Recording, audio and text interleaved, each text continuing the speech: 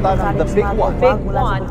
Lumakas pa ang bagyong Julian. Niyanig ng magnitude 5.6 na lindol. Lubog pa rin po sa baha ang ilang kalsada sa Quezon City. Kahirapan ang pag-apula sa sunog. Buko sa pulisya ang lalaking bumaril sa kanyang misis. Pinoble ng Israel ang kanilang mga isinasagawang airstrike sa Lebanon.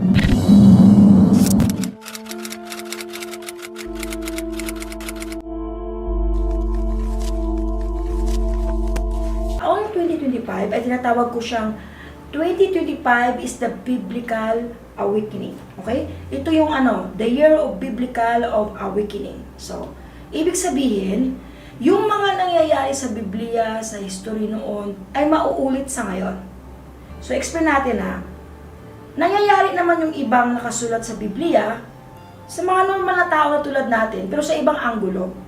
Pero ito kasi, itong 2025, much more siya nakapokus na talaga doon sa hamon ng kalikasan.